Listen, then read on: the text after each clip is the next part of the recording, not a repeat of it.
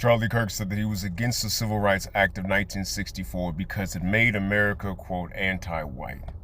And I said, oh, Charlie, if only you knew.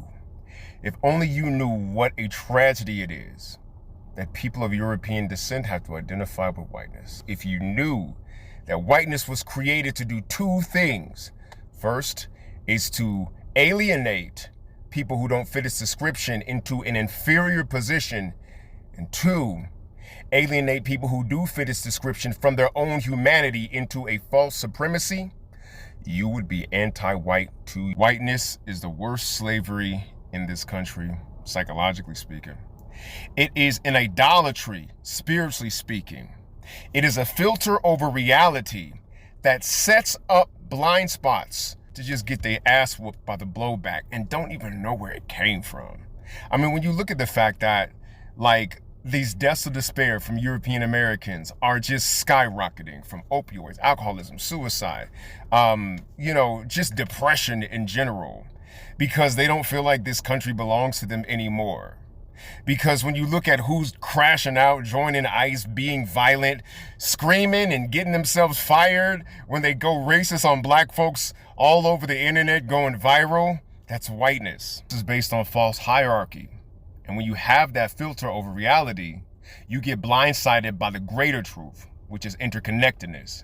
When you act out of hierarchy, the blowback hits you into places that the hierarchy has you blind to, forcing them into a collision course with reality itself. People who believe in whiteness get set up for losses.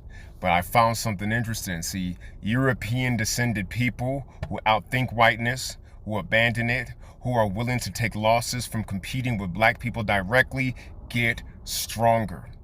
They get more resilient, they get more creative, they get more compassionate when the people of European descent who let go of whiteness actually find themselves directly competing in a way that their ancestors would not want them directly competing with black folks. They elevate their own game in a way that, I'll be damned, they find themselves their real self. You know what opened the door for that direct competition that ultimately makes everybody better?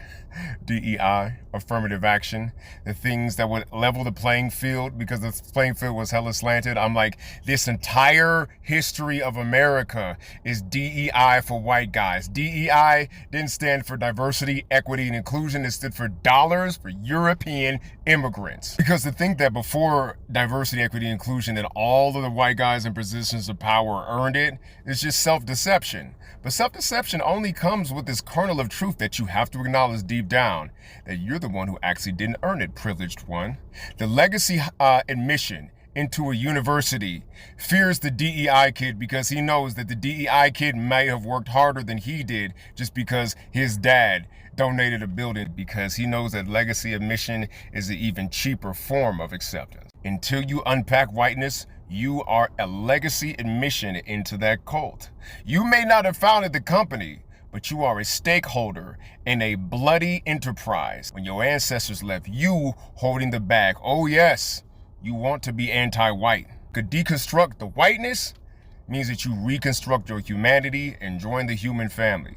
I wish Charlie Kirk would have lived to know that.